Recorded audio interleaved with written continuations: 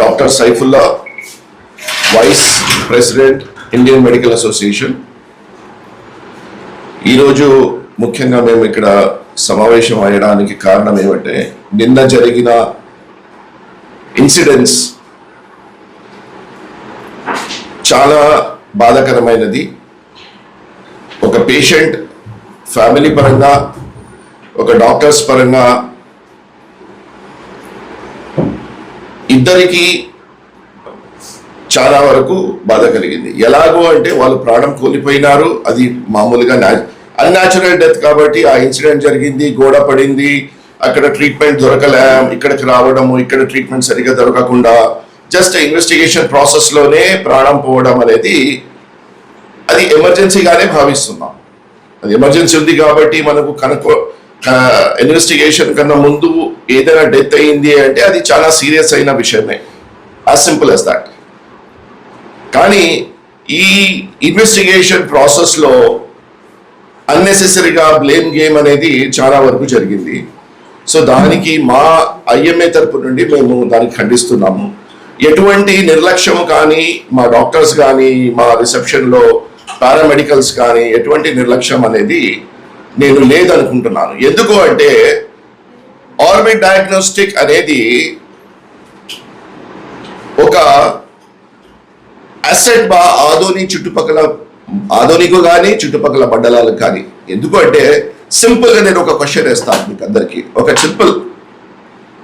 ఒక సెంటర్లో కనీసం చుట్టుపక్కల ఉన్న డాక్టర్లలో, హాస్పిటల్స్లో, మండలాల్లో ఒక 200 డాక్టర్లు రెఫర్ చేస్తున్నారంటే 100 డాక్టర్లైనా ఆర్బిట్కి పంపిస్తున్నారు. దాంట్లో ఒక 5 to 10% పేషెంట్స్ అన్న ఎమర్జెన్సీ ఉంటాయి. ఏదో ఒక ఎమర్జెన్సీ. ఒకే పేషెంట్ ఉన్నాడు, ఆ పేషెంట్ ఎమర్జెన్సీ, మిగతా 99 పేషెంట్ ఎమర్జెన్సీ కాదు అనే రకంగా కాదు. కానీ ఒక ట్రీటింగ్ డాక్టర్ యూజువల్గా మేమేం చేస్తామంటే ఒక ఎమర్జెన్సీ సీరియస్ పేషెంట్ ఉన్నాడంటే వి కాల్ అప్, ఫోన్ చేసి doctor Madhu, doctor Karthik, doctor Vinay, sir ఒక ఎమర్జెన్సీ పేషెంట్ వస్తూ ఉంది, అందరు బిజీ ఉన్నారు అంటే మేనేజర్ సుధాకర్, రాజశేఖర్కి ఫోన్ చేసి సార్ ఒక సీరియస్ పేషెంట్ ఉంది, ఫస్ట్ పంపియాలా వద్దా? ఎందుకంటే ఆల్రెడీ అక్కడ ఒక ఎమర్జెన్సీ పేషెంట్ అనేవాడు ఉంటాడు. ఏ పేషెంట్, ఏ మనిషి నార్మల్గా ఎవరు హాస్పిటల్కి రారు. ఫస్ట్ అండ్ ఫార్మోస్ట్ ప్రతి ఒక్కరు వచ్చేది బాధతోనే. ఒకడు 10% బాధ, ఒకటి 99% బాధ.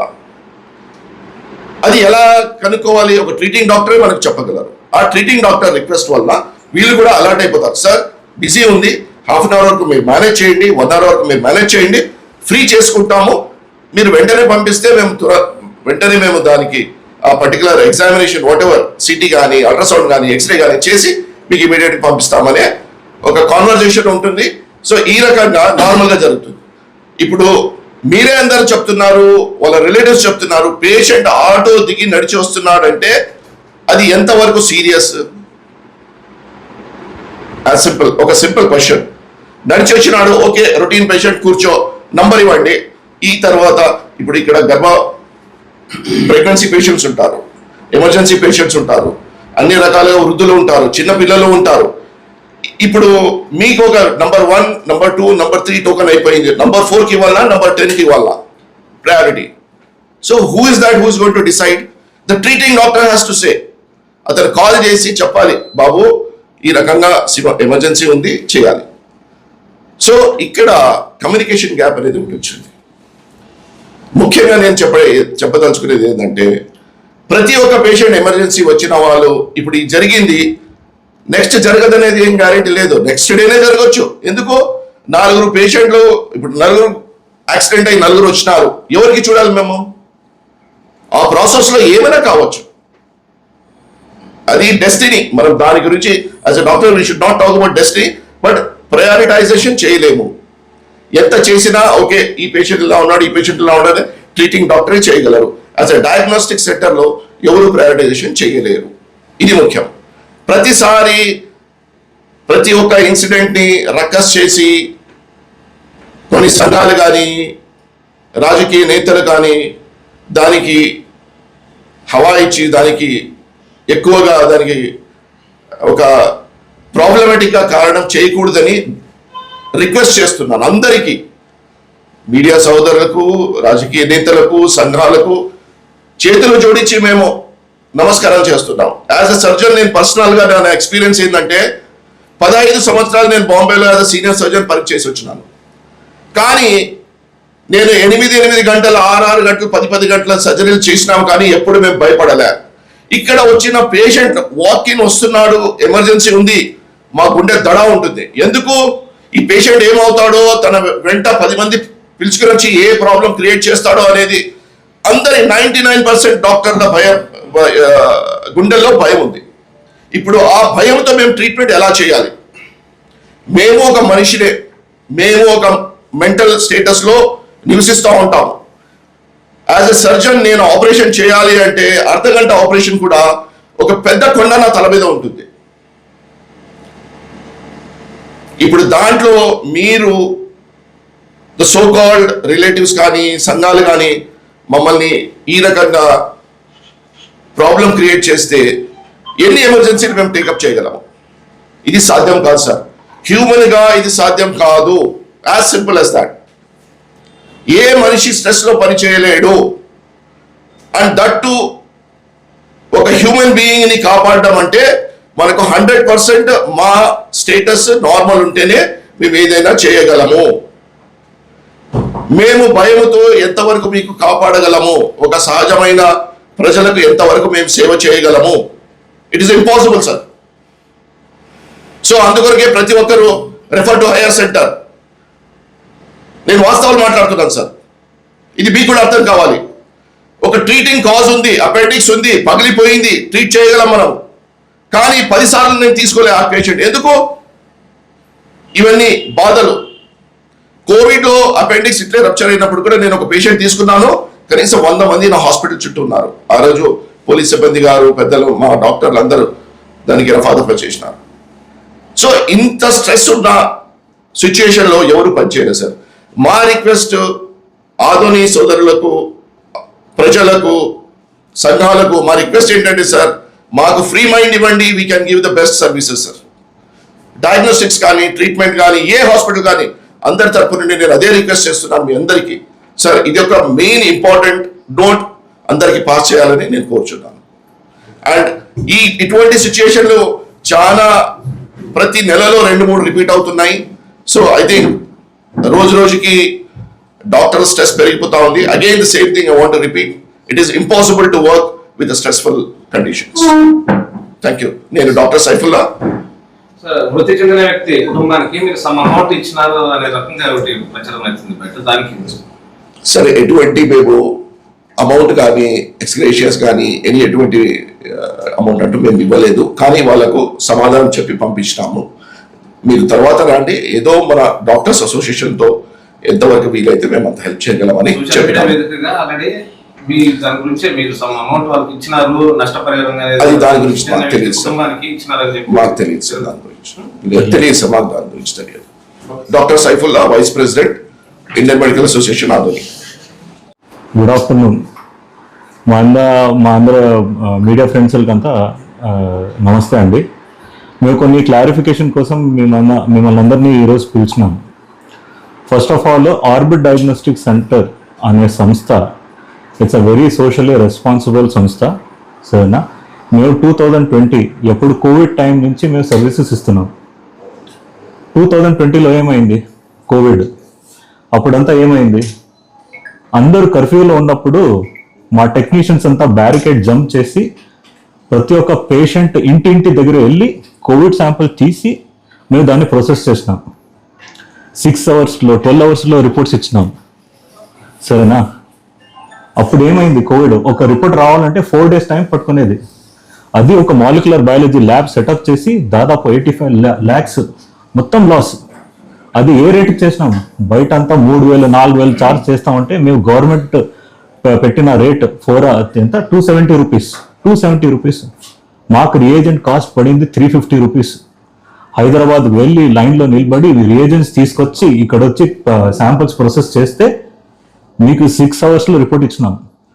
ఆ నమ్మకంతో మేము ఎప్పుడు అల్ట్రాసౌండ్ సర్వీసెస్ స్టార్ట్ చేసినామో డే 1 నుంచి మా జనాల మధ్యలో మా పైన ఎంత నమ్మకం ఉందంటే డే 1 నుంచి ఏం లేదంటే కూడా 50 to 60 పేషెంట్స్ ప్రతి ఒక్క మండల్ నుంచి వస్తున్నారు. పేషెంట్స్ ఇక్కడ వచ్చేది డయాగ్నోసిస్ కోసం, ట్రీట్మెంట్ కోసం కాదు. సరేనా? ఇక్కడ మా దగ్గర ట్రీట్మెంట్ లేదు. ఆల్రెడీ వాళ్ళు డాక్టర్ కన్సల్టేషన్ తీసుకుని ఉంటారు. వాళ్ళకి ఏమైనా డౌట్ ఉంటే, డాక్టర్ గారికి డౌట్ ఉంటే వాళ్ళకి ప్రిస్క్రిప్షన్ రాస్తారు.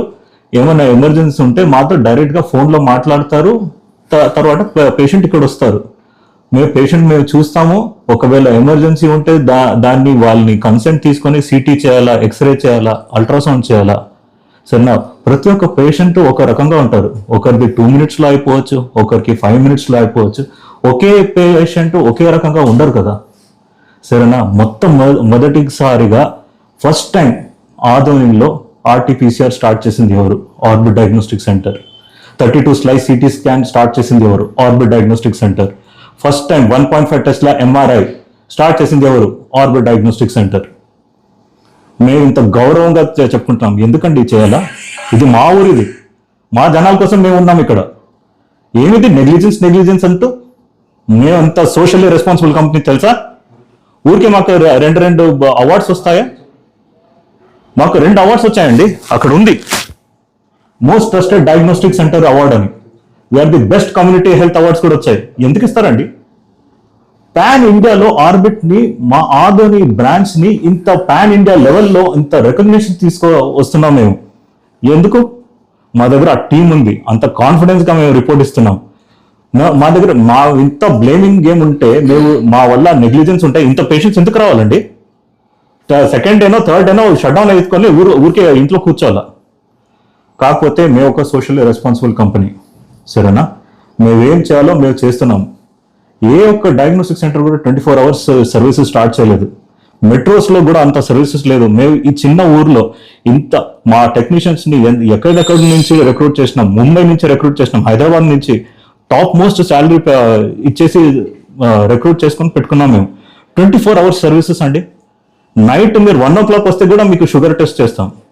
ఏమండి, మీరు ఒకవేళ షుగర్ టెస్ట్కి వస్తే డయాగ్నోస్టిక్ సెంటర్ షుగర్ టెస్ట్కి పోయినారు, డయాగ్నోస్టిక్ సెంటర్ వల్ల డయాబెటీస్ వచ్చింది అనేసి ఎవరన్నా చెప్తారా? ఎందుకు వచ్చినారు? మేమేమి పిలిచినామా? మీరు రెఫర్ చేసిన కోసం కదా మేము వచ్చింది. మీరు వచ్చారు ఇక్కడ అంటే ఏదో ఒకటి. ఒక మనిషి వచ్చినాడు, ఎవరికైనా తెలుసుకుని వస్తుందా గుడ్డపట్టు వస్తుందని? ఆయన ఇక్కడ కూర్చున్నాడు, హార్ట్ అటాక్ వచ్చింది, చచ్చిపోయినాడు అంటే డయాగ్నోస్టిక్ సెంటర్ జవాబారినా అది? మాకు ఎలా తెలవాలా? అన్లెస్ అండ్ అంటిల్ మాకు క్లియర్ కమ్యూనికేషన్ లేకపోతే. సో ఈ రోజు మా సంస్థ గురించి ఒక క్లారిఫికేషన్ కోసం మీ అందరితో మిమ్మల్ని పిలిచినాము. తర్వాత ఫర్దర్గా ఏమైంది ఆ రోజు ఇన్సిడెంట్స్ గురించి మన రాజశేఖర్ గారు వాళ్ళు చెప్తారు టైం లైన్. ఎందుకంటే ఆ రోజు నేను లేను. సరేనా? తను ఉన్నాడు, తను చెప్తాడు. నా పేరు డాక్టర్ వినయ్. నేను ఇక్కడ వన్ ఆఫ్ ద పార్ట్నర్ని. నాతో పాటు ఇంకో పార్ట్నర్ డాక్టర్ మధుసూదన్ ఉన్నాడు. సరేనా? As well as I'm also president of Indian medical association Adoni branch. నమస్తే అండి, నా పేరు Rajasekhar, orbit Diagnostic centre manager.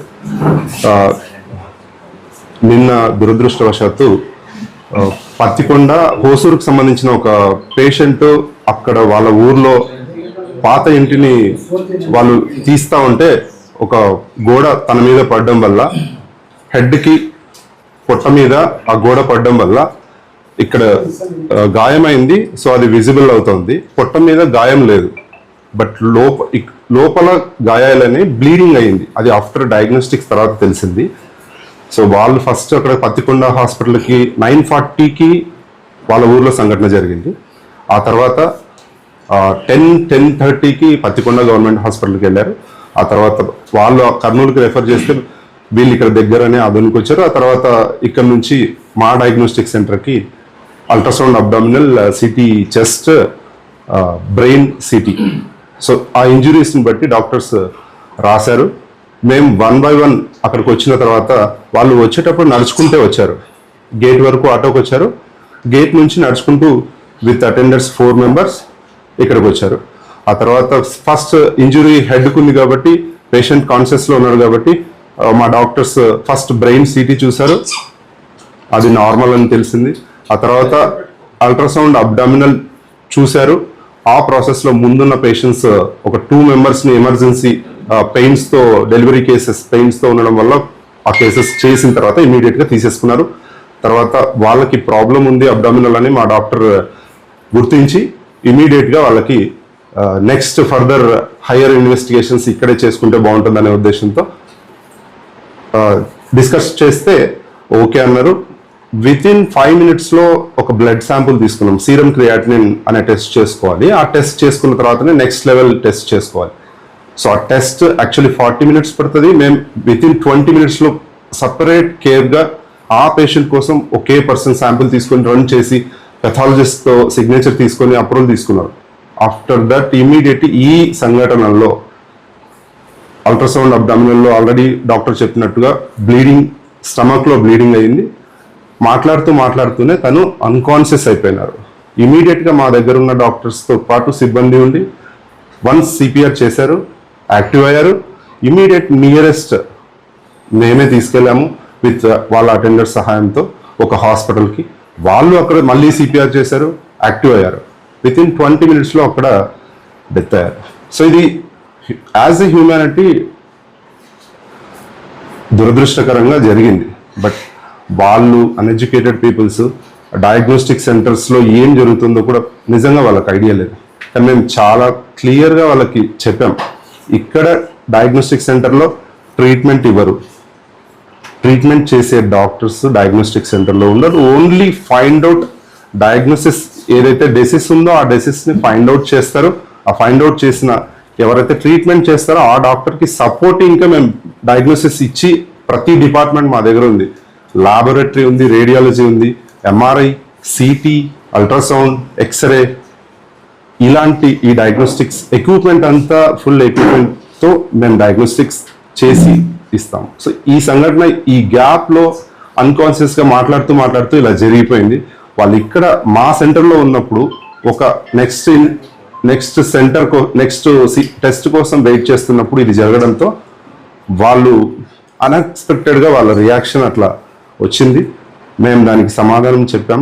మా సైడ్ నుంచి ఎటువంటి మిస్టేక్ లేదు. మా సైడ్ డాక్టర్ అలర్ట్గా ఉన్నారు, స్టాఫ్ అలర్ట్గా ఉన్నారు. ఇమీడియట్గా రియాక్షన్స్ కూడా మేము తీసుకున్నాం, హెల్ప్ తీసుకున్నాం హాస్పిటల్ది. అయినా సంఘటన జరిగింది. సో దానికి వాళ్ళు కొన్ని సంఘాల ద్వారా రిమార్క్స్ మా సైడ్ నుంచి చూపించారు. బట్ మేము ఫైనల్గా కాంప్రమైజ్ డిస్కషన్ అయింది, వాళ్ళకి అర్థమైంది. వాళ్ళ సైడ్ ఒక ఎడ్యుకేటెడ్ వచ్చారు, నేను చెప్పాను, వాళ్ళకి అర్థమైంది situation.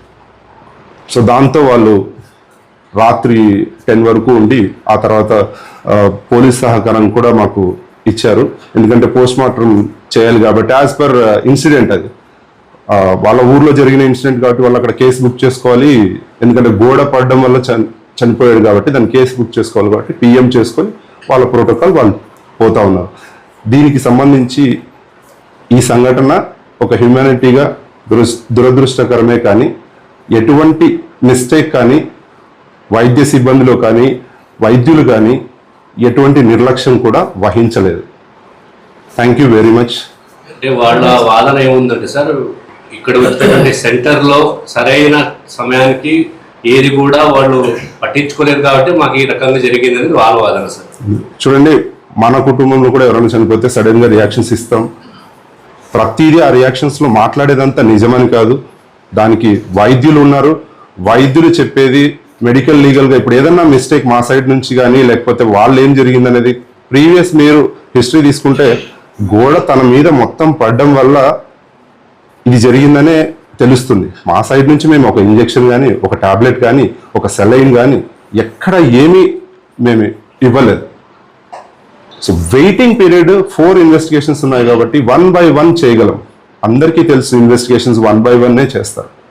So 1 by 1లో bleeding, ఇంటెస్టైన్లో bleeding ఉంది కాబట్టి ఆటోమేటిక్గా 2-3 అవర్స్కి ఇలాంటి సిచ్యువేషన్ జరిగింది. అది ఇప్పుడు పిఎంలో కూడా తెలుస్తుంది. That's it.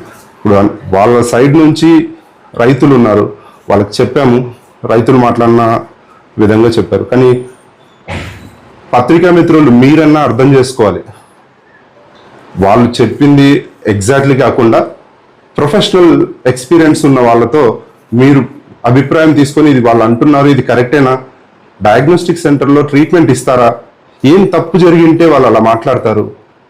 ఒక్కసారి మీరు ప్రెస్ మీరు పాత్రికేయులు రాసే ముందు కానీ వీడియో చూపించే ముందు కానీ ఒక్కసారి మీరు మీ మైండ్తో ఆలోచించి ముందుకు వెళ్ళాల్సిందిగా మిమ్మల్ని వేడుకుంటున్నాం. రాజశేఖర్ నా పేరు, ఆర్బిట్ డయాగ్నోస్టిక్ మేనేజర్.